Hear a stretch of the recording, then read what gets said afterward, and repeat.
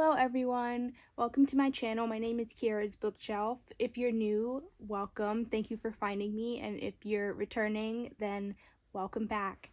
For this week's video, I decided I wanted to do a November reading wrap-up just because I am currently in the middle of filming a vlog and I feel like it won't be done in time, and I've always wanted to film another wrap-up video, so this is kind of the perfect time. I read 7 books this month, and for me, that's actually a lot, so I thought it would be kind of fun to just talk about them. This was actually the first month that I did physical books along with Kindle Unlimited books, and so that was really exciting because I feel like Kindle Unlimited is really going to help me to get into the romance genre a little more, because I definitely tend to like romantasy and regular fantasy along with mystery more than romance. I would definitely say this month was kind of more like an experiment just to see kind of like what different types of books I could test out and just see what I like, and it was kind of fun.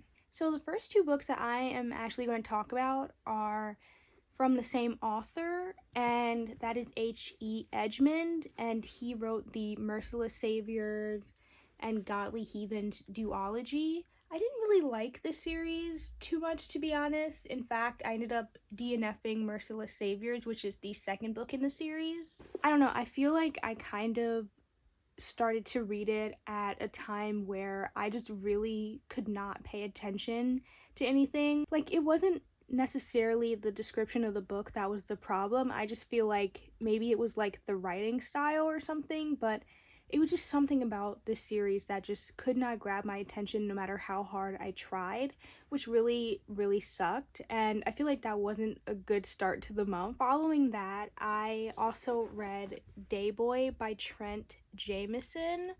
I'm not going to say too much about this because there will be a reading vlog that is coming out soon, and this will be one of the books in that reading vlog, but I will say this was definitely another book that I just had a hard time getting through. Like, I'm not really sure what was going on this month with me, but like, me and physical books were just going to war. Like, it was just something about physical books that were just not resonating with me no matter how hard I tried to like fight it and make it work, which really sucked. I thought the concept of this book was so interesting and that it had so much potential because it has vampires in it, which is kind of interesting for me because I don't have a lot of books that center around vampires and I don't usually read those types of books.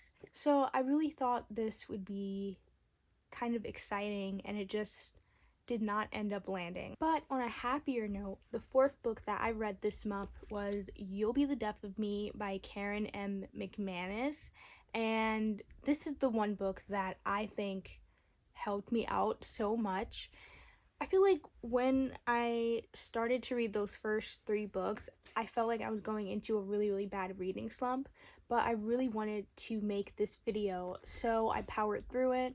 And I don't know why, but for some reason Karen McManus always helps me to get through reading slumps and things like that. So I'm really happy I read this. This was a mystery and like a thriller, and I feel like she does that so well, and like her books are always really well planned and like nothing ever feels like it's dragging along. And Karen McManus is actually one of the few authors that can surprise me with like her plot twist and things like that, which is really important for a genre like this. I feel like I'm very picky when it comes to that stuff. I highly recommend this author, especially because her main series is called the One of Us is Lying series, and there will be a reading vlog based on that series coming soon. And so I feel like she's just the type of author that always knows the right thing to say in these books, and it's fantastic. The next 3 books that I read were strictly on my Kindle, and the first one was Icebreaker by Hannah Grace. This was my first Hannah Grace novel, and I was really excited for it. It's been out for a while, and so I've heard a lot of mixed reviews on it, so I feel like it was kind of an anticipating read for me. And I'm really, really happy that I read it because I had so much fun with it. I loved everything about it, and I feel like it was so fun. And I personally think I'm going to start reading more of Hannah Grace's books.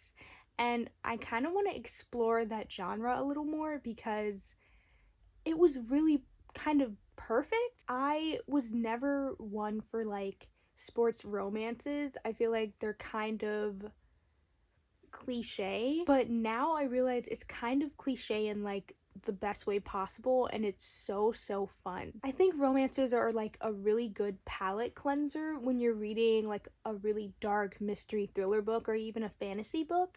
And so that's usually what I do when I read romances, but now like I think I want to start reading romances more on a regular basis, especially like books on my Kindle, because I don't know, I kind of liked the steaminess of it, I guess, and it was really different in the best way possible, and I love that it took place with them in college, and I love honestly everything about it. The main character, Anastasia or Anastasia, I'm not really sure how it was pronounced. I kind of just read it as Anastasia.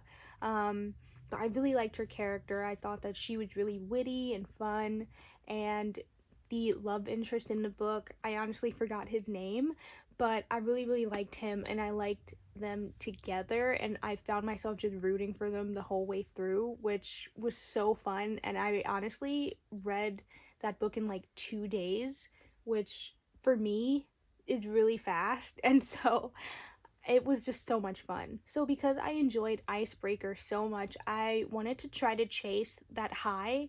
So I decided to read Night Shift by Annie Crown, and that's where things started to go downhill again. I thought Night Shift had so much potential, and I was really, really excited about it, but I honestly didn't even get to like 50 pages before I DNF'd it.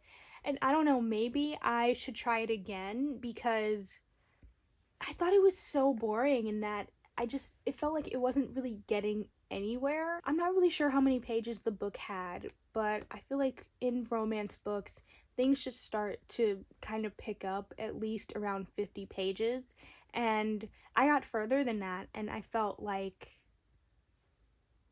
it was just going nowhere, and that I was kind of wasting my time, which was really disappointing because like I said, like I loved Icebreaker so much, so I really wanted to try to follow up with that with this new author, and so that was just really disappointing. I do think I would try it again in the future, especially because it's on Kindle Unlimited, so I can just read it at any time.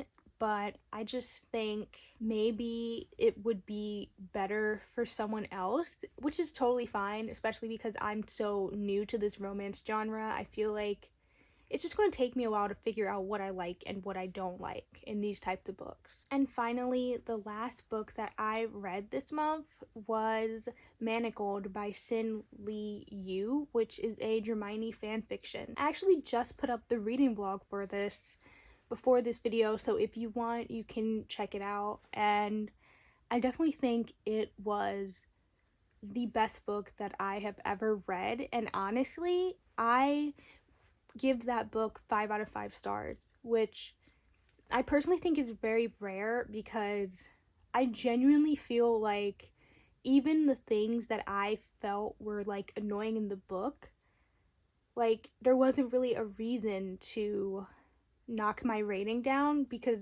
everything else was just so perfect. If you're a fan of Harry Potter and like the whole Harry Potter world, as well as like the Draco and Hermione ship, then I feel like this book will definitely be perfect for you. I got it off of AO3 and I just downloaded it to my Kindle, and I used a fan cover just for the book cover. Now, I'm not sure if it's on AO3 anymore. I heard around the time that I downloaded it that it was being taken down. But if it's still up, I highly recommend that you check it out because it is completely different than the Harry Potter books, but in the best way possible. Harry, Ron, and Hermione are in the book. In fact, pretty much everyone is in the book, but it's a really dark and twisted take on the war, and I feel like it was perfect. I think a lot of times when people imagine Harry Potter, they think of like Christmas and happiness, but in SinLiYu's version of Manacled, it is sad and cold and dark, and at first I was very intimidated by it and I didn't like it, but then as I pushed through it, I found that it was such a beautiful story that everybody needs to experience at least once. So this is everything that I read for the month of November, and honestly, like, it's not a lot, but I'm very, very proud of it. I applaud people who can read 12 books in 1 month because I definitely feel like I'm still working my way up to that. But I am just really, really proud of myself for this pile. And I honestly think if I had the physical copies of the books I read on my Kindle, it would look a little more aesthetically pleasing, but it's okay. So thank you guys for watching. This has been my November reading wrap up, and I hope you guys will stay tuned for next week's video, which will be another reading vlog. And please be sure to check out my Manacled reading vlog because it was so much fun to read and edit, and the whole thing was just fantastic. This has been Kiara's Bookshelf. Thanks for watching.